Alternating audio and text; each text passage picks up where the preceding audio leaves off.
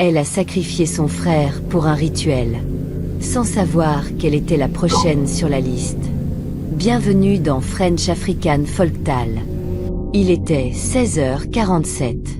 Le soleil tapait fort sur la route de Lofida, au nord de Zolinga. C'est à ce moment précis que le drame s'est produit.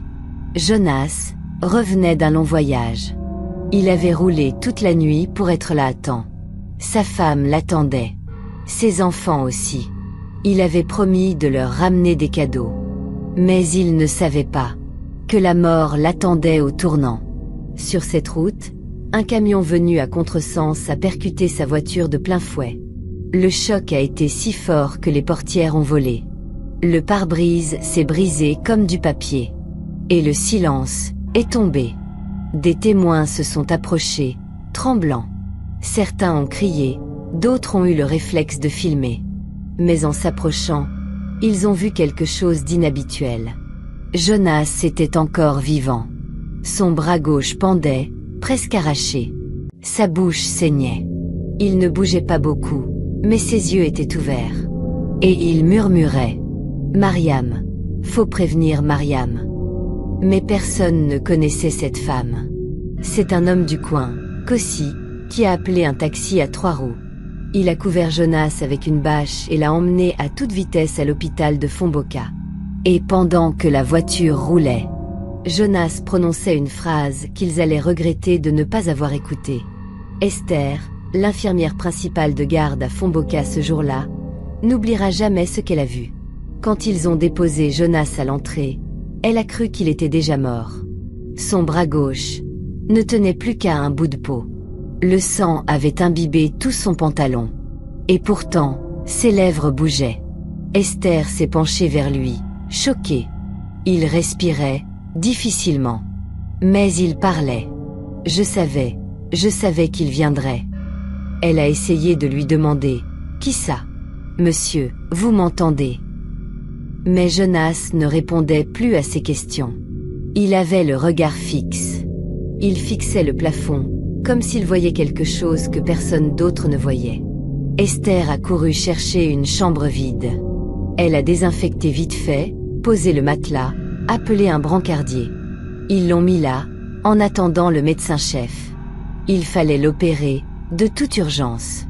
L'infirmière Esther l'avait installé dans la chambre 4, tout au fond du couloir. Jonas était faible, très faible. Mais il parlait encore. Il respirait avec difficulté, les yeux ouverts, fixés au plafond. Et juste avant qu'elle ne sorte pour aller chercher les papiers d'admission, il a chuchoté d'une voix cassée. « C'est Mariam. C'est elle qui m'a donné. » Esther s'est figée une seconde. Elle n'a pas compris. Elle a cru qu'il délirait. Puis elle a quitté la pièce. Le médecin-chef venait d'être appelé. L'anesthésiste aussi. Tout allait très vite. Mais elle croyait encore que Jonas allait s'en sortir. 5 minutes. C'est tout ce qu'il a fallu. Quand elle est revenue, elle a ouvert la porte. Et là, elle a poussé un cri. Le lit était rouge. Le drap, noyé de sang. Le sol, éclaboussé. Et Jonas, allongé. Les yeux grands ouverts. Mais son corps avait été vidé. Le drap ne laissait même plus voir sa couleur d'origine. Le matelas trempé. Le sol, éclaboussé. Le sang était partout. Jonas ne bougeait plus. Il avait les yeux ouverts, figés sur un coin du plafond. Et son visage ne montrait aucune peur. Seulement de la tristesse. Comme s'il savait que ce qui venait d'arriver n'était pas un simple accident. Le bras arraché n'avait pas saigné autant. Pas assez pour expliquer ce bain de sang. Mais pendant que l'hôpital s'agitait autour de ce mystère, personne dans sa famille n'était encore au courant qu'il était mort. Le lendemain matin, il était un peu plus de 7 heures. Dans la maison familiale à Nkamasi, tout le monde se réveillait doucement. La mère de Jonas préparait le petit déjeuner. Sa sœur Mariam balayait la cour. Personne ne savait encore. Personne. Pas un appel de l'hôpital. Pas un message. Rien.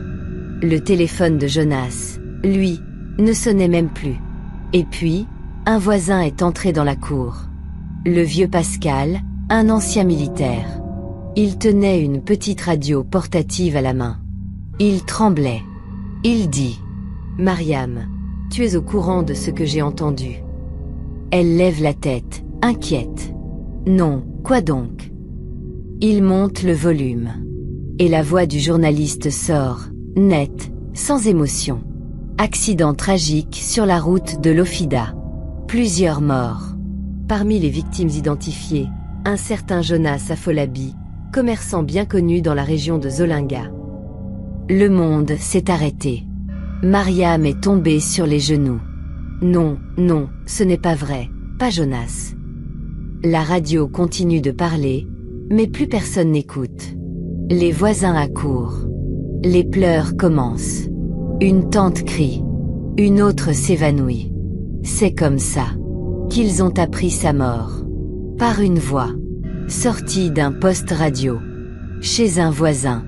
Mais ce que Mariam allait découvrir quelques heures plus tard allait la laisser sans voix. L'après-midi même, Mariam s'est rendue à la morgue de Fomboka. Avec sa mère, 2 de ses tantes et un cousin. Le trajet s'est fait en silence. Personne ne parlait. Personne ne pleurait.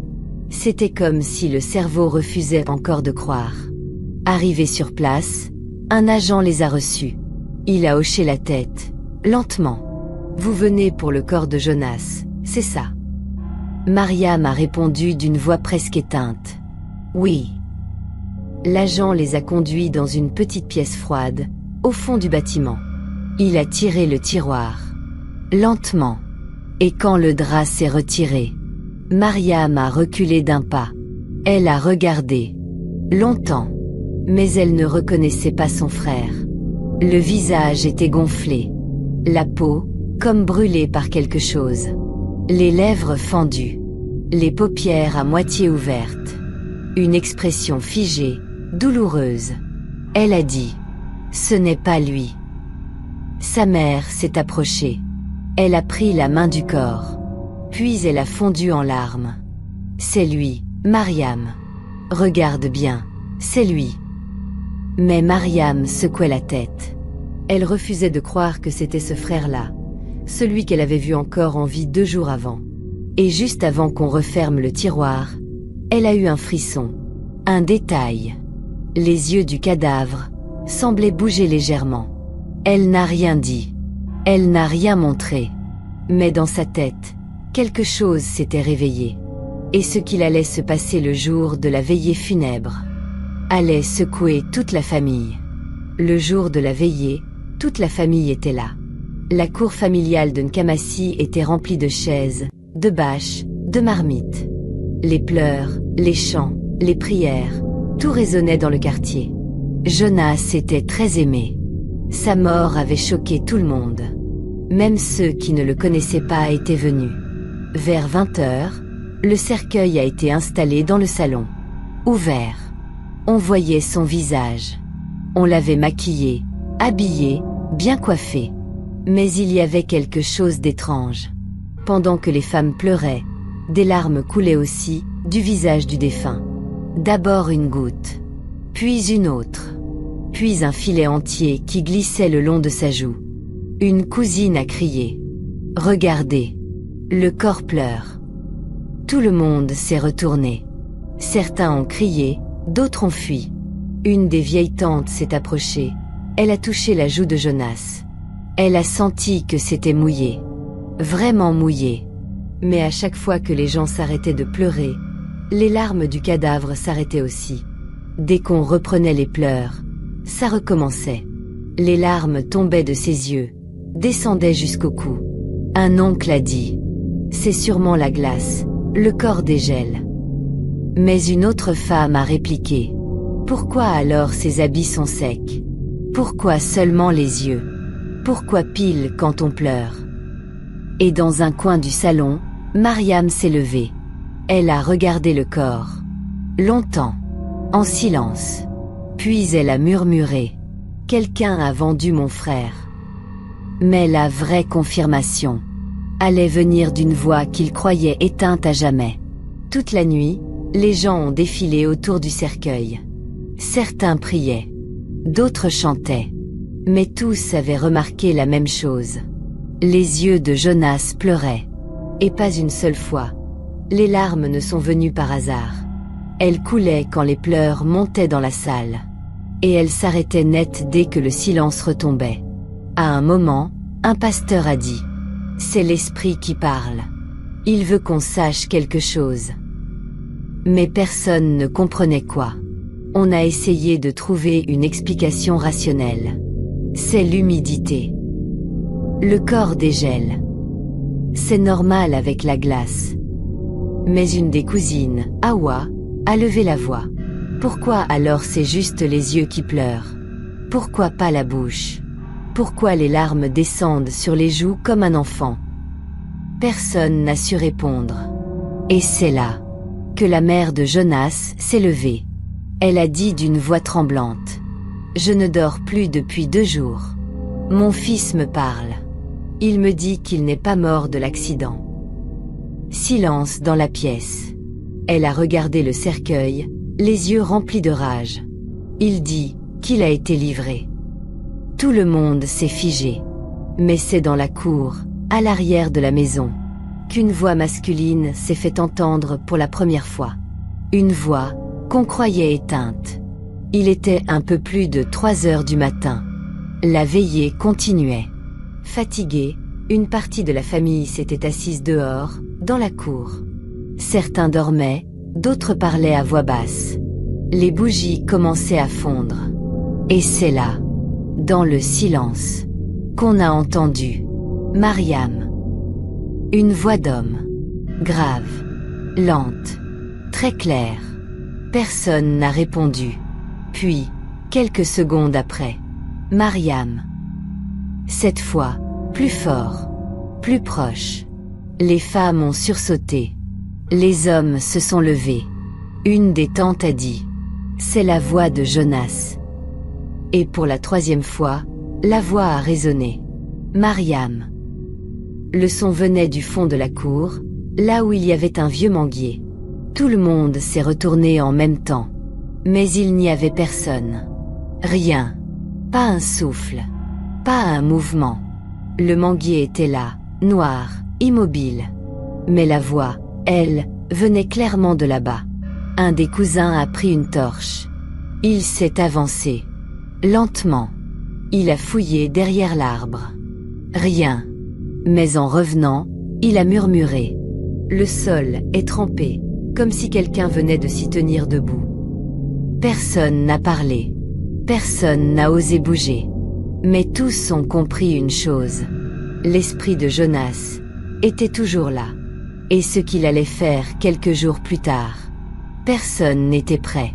Depuis cette nuit-là, plus rien n'était pareil dans la maison familiale de Nkamasi. Tout le monde parlait de cette voix. Certains disaient que c'était un esprit. D'autres disaient que la douleur les faisait délirer. Mais Mariam, elle, savait. Elle reconnaissait la voix de son frère. Et ce n'était pas un rêve. Le lendemain, elle est retournée seule derrière le manguier. Il y avait encore cette sensation étrange. Comme si l'air était plus lourd, plus dense, plus froid. Au pied de l'arbre, la terre était creusée. Une empreinte de pas, bien nette.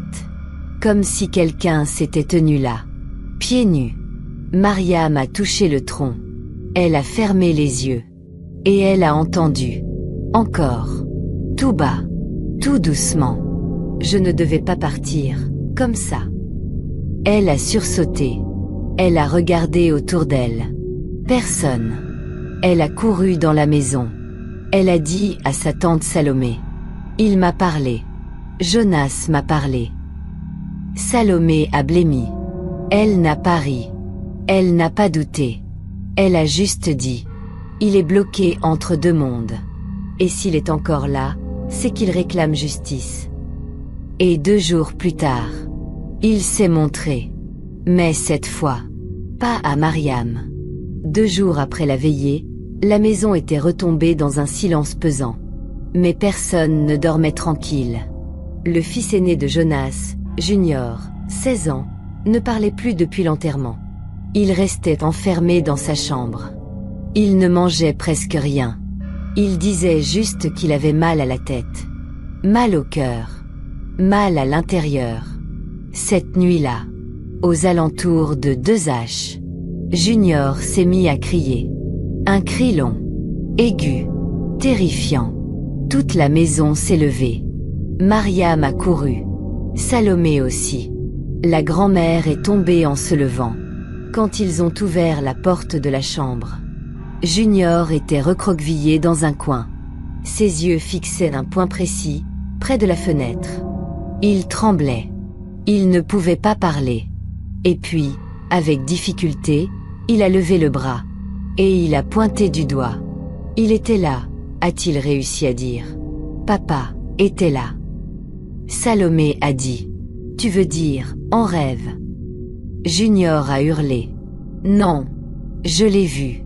Il est entré par la porte. Il m'a regardé sans parler.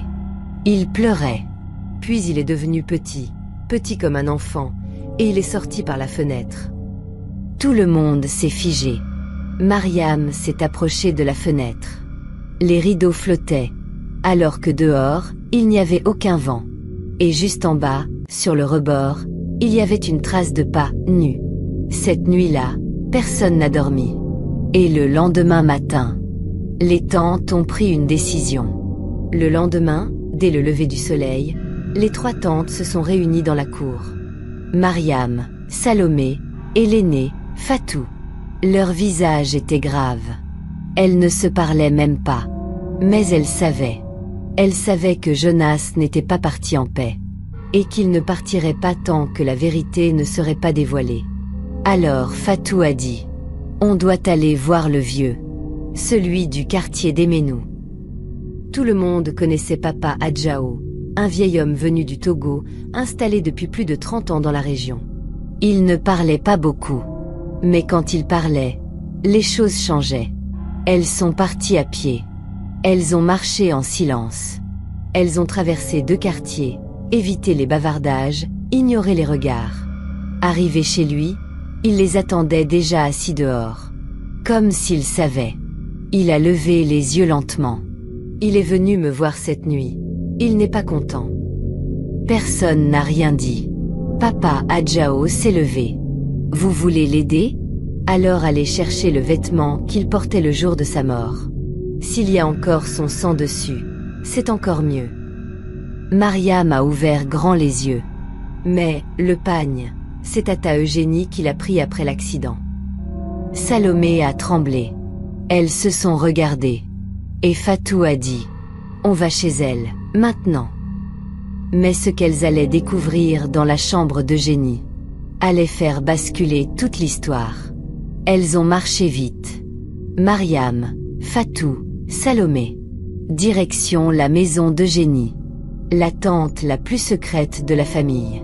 Celle qui ne parlait jamais beaucoup, mais qui voulait toujours tout contrôler. Quand elles sont arrivées, Eugénie était là, assise devant sa porte. Elle ne souriait pas. Elle les regardait, comme si elle les attendait. Mariam a parlé en première.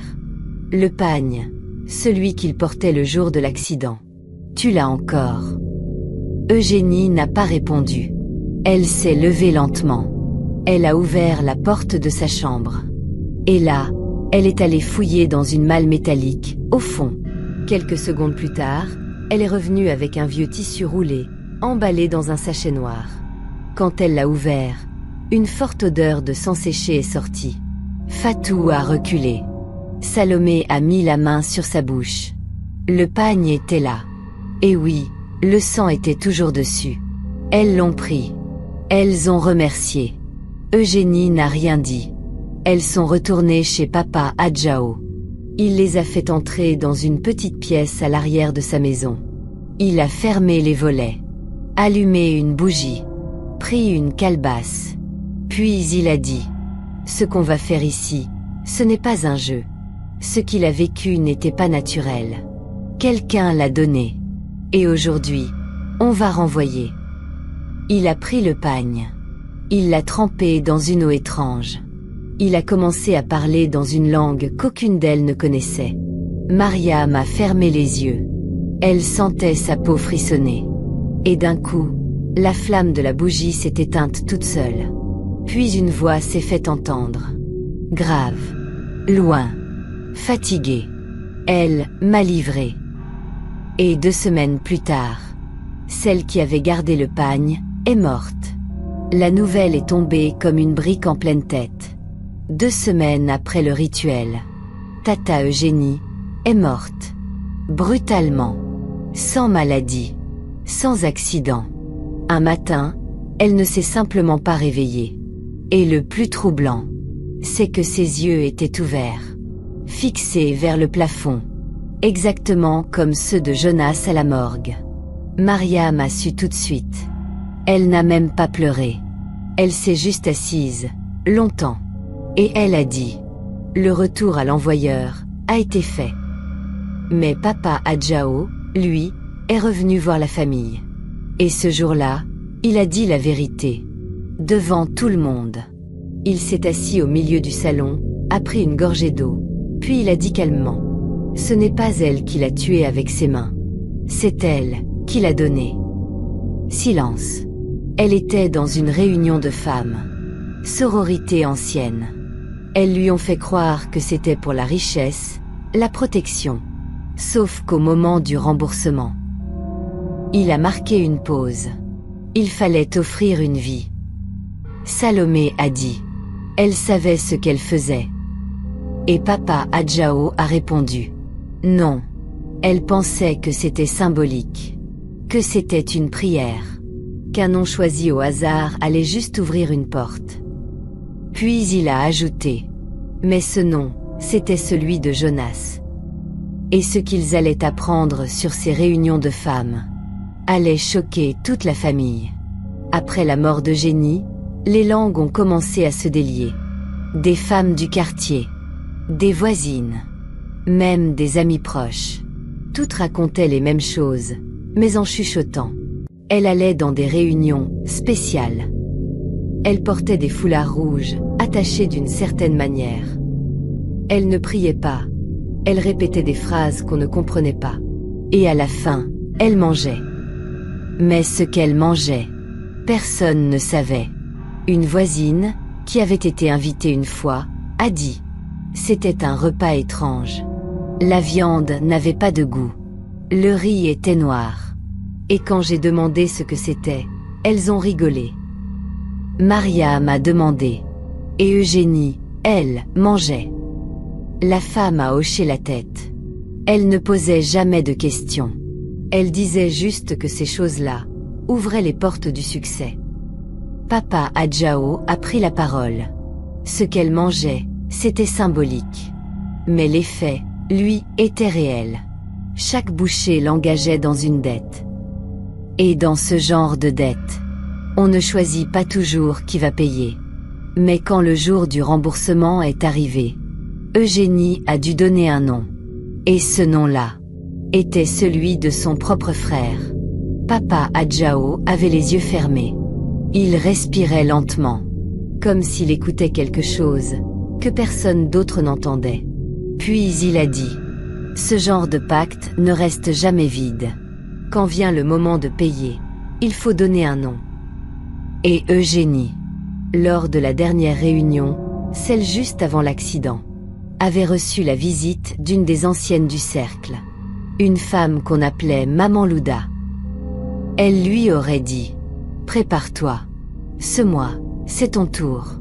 Tu vas devoir avancer un nom. Quelqu'un de ton sang. Pas trop vieux. Pas trop jeune. Quelqu'un qui a une belle étoile. » Et Eugénie, sans trop réfléchir, a prononcé « Jonas. » Sans haine. Sans intention de tuer. Juste pour que ce ne soit pas ses enfants. Elle pensait que ce n'était qu'un rituel symbolique. Un nom comme un autre. Mais ce qu'elle ne savait pas, c'est qu'à partir du moment où elle avait parlé, le compte à rebours avait commencé. Jonas allait avoir son accident. Son bras allait être arraché. Et même à l'hôpital, rien ni personne ne pourrait le sauver. Et ce que la famille a vu le jour de l'enterrement d'Eugénie a prouvé que tout ce qui s'était passé n'était pas naturel. Le jour de l'enterrement d'Eugénie, tout était bizarre dès le matin. Le cercueil était là, mais rien ne tenait. On a mis sa tête droite, elle penchait. On a remis des coussins, elle retournait. Et toujours, du même côté, vers la porte, celle de sa chambre. Mariam a observé la scène. Elle n'a rien dit. Mais dans son cœur, elle savait. Elle regarde là où tout a commencé. Une des femmes qui habillait le corps a murmuré. On dirait qu'elle refuse de partir. Mais le plus étrange, c'était ses yeux. On avait mis du coton, du sparadrap, même un bandeau blanc. Mais ses paupières ne tenaient pas. Les yeux d'Eugénie restaient ouverts. Et comme figés, il regardait la poignée de sa porte. Tout le monde était mal à l'aise. Certains ont quitté la pièce. D'autres ont commencé à prier. Et même au cimetière, quand on a descendu le cercueil, le cou n'était toujours pas droit. Ce soir-là, personne n'est resté dormir dans la maison familiale. Tout le monde était parti. Mariam, elle, a dormi chez une cousine. Mais au fond d'elle, elle sentait que quelque chose était terminé. Le lendemain, très tôt, elle est revenue. Seule. Elle est entrée dans la chambre d'Eugénie. La pièce était intacte. Mais, il y avait une odeur étrange. Pas celle de la mort. Une odeur de chaleur. Comme si quelqu'un venait juste de quitter les lieux. Sur le lit, il y avait un petit carnet. Noir. Fermé. Sans nom. Elle l'a ouvert. Et là, elle a vu. Des noms. Des dates. Des cercles. Des dessins qu'elle ne comprenait pas. Mais à la dernière page, un mot, écrit à la main, maladroitement. Ce n'était pas moi ou lui, c'était lui ou mes enfants. Et en bas, pardonne-moi. Mariam a refermé le carnet. Elle a respiré fort. Puis elle a regardé la chambre, longuement. Et elle a dit tout bas, tu es parti. Mais lui, il n'avait rien demandé. Et c'est ce jour-là qu'elle a pris une décision. Quelques semaines après l'enterrement, Mariam est allée voir un pasteur. Un homme discret, sans caméra, sans bruit. Elle voulait comprendre. Elle voulait se libérer. Il a écouté toute l'histoire, sans l'interrompre. Puis il a dit une seule chose. Quand le sang est versé injustement, seul Dieu peut trancher. Il a prié pour elle. Il a prié pour Jonas. Et il a prié pour les enfants d'Eugénie. Car Mariam, elle, avait décidé de les élever. Tous. Elle a pris la relève. Et depuis ce jour, plus aucune manifestation. Plus de voix. Plus de pleurs. Plus d'ombre. Comme si Jonas avait enfin trouvé la paix. Et à la fin, le mal a été retourné contre celui qui l'a ouvert. Parfois, les gens qu'on aime nous blessent sans même le vouloir. Mais le pire, c'est quand le mal qu'ils font ne peut plus être réparé. La confiance, c'est fragile. Et dans certaines familles, elle ne revient jamais. Penses-tu qu'on peut pardonner quelqu'un qui a détruit une vie sans le vouloir? Réponds en commentaire. Abonne-toi. Partage. Et n'oublie jamais, les blessures invisibles sont les plus profondes.